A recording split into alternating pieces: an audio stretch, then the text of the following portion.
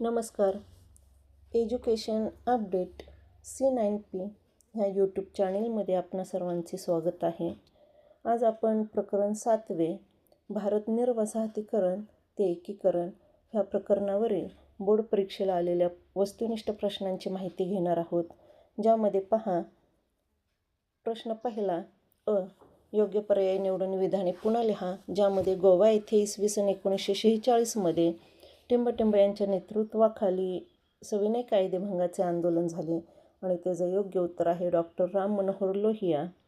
त्यानंतर प्रश्न पहिलामधील उपप्रश्न गटातील चुकीची जोडी दुरुस्त करून लिहा.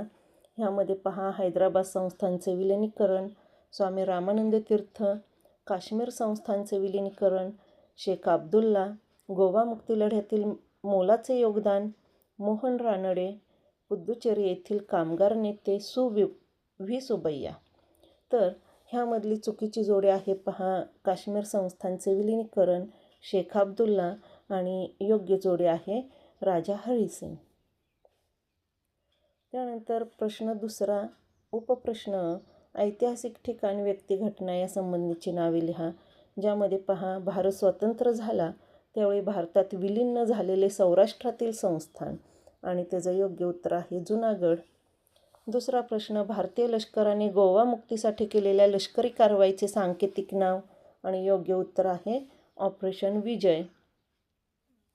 प्रश्न दुसरा उपप्रश्न दिलेल्या कारणांपैकी योग्य कारण निवडून विधाने पूर्ण करा.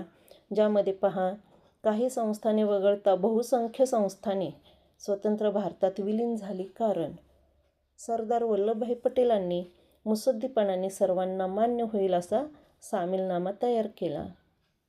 प्रश्न दुसरा, जुनागडचा नवाब पाकिस्तानला पळून गेला कारण संस्थानी प्रजेने त्याच्या निर्णयाला विरोध करून आंदोलन उभे केले, त्यामुळे पाकिस्तानला हा जुनागडचा नवाब पळून गेला आहे.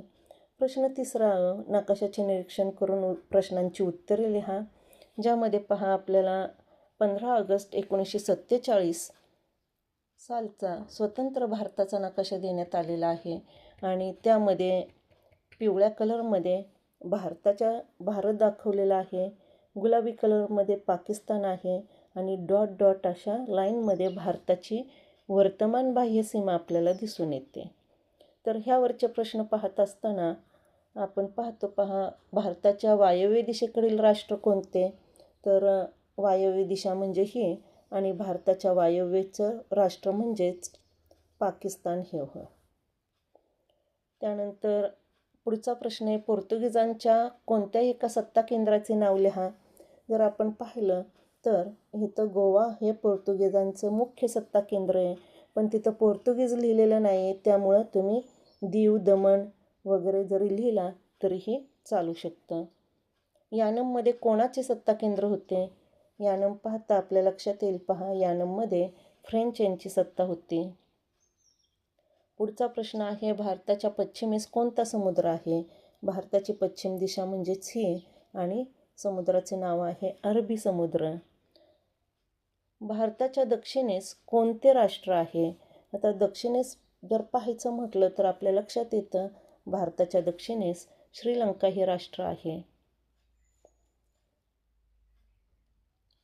त्यानंतर पुढचा प्रश्न आहे पहा, पूर्व किनारपट्टीवरील फ्रेंचांची सत्ता केंद्रे कोणती आहेत? जर आपण पाहिलं तर पूर्व किनारपट्टीवर आपल्या लक्षात येईल फ्रेंचांचे सत्ता केंद्र म्हणजे चंद्रनगर, यानम, पॉंडिचेरी आणि कारिकल हे फ्रेंचांचे सत्ता केंद्र असल्याचं आपल्याला दिसून येतं. त्यानंतर भारताच्या दक्षिणेस कोणता महासागर आहे? दक्षिण दिशा म्हटलं की खालची दिशा येते आणि त्यासाठी आपण पाहू शकतो हिंदी महासागर हा भारताच्या दक्षिण दिशेला असल्याचं आपल्याला दिसून येतं.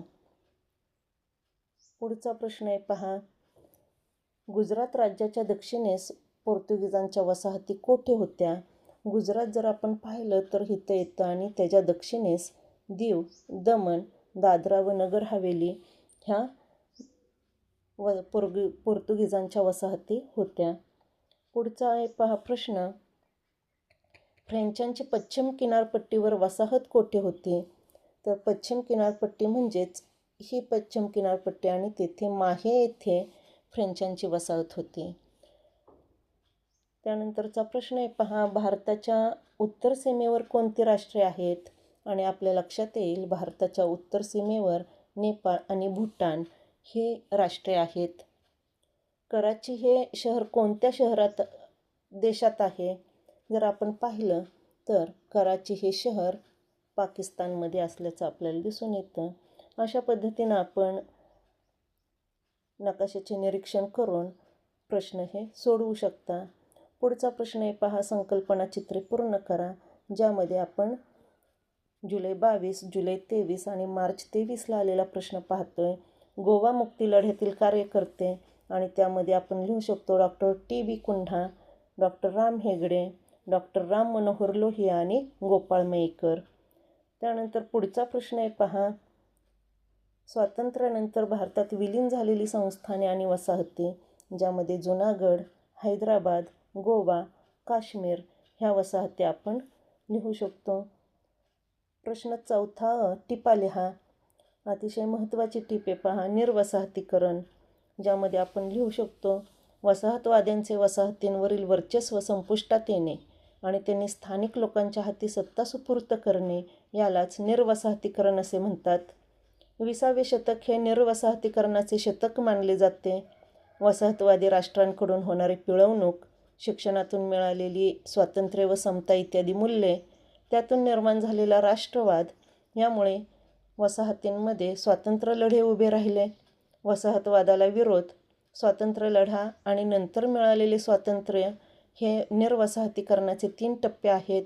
भारताला देखील याच मार्गाने स्वातंत्र्य मिळाले. तर अशा पद्धतीनं आपण प्रश्न चौथा पर्यंत प्रश्न पाहिलेले आहेत.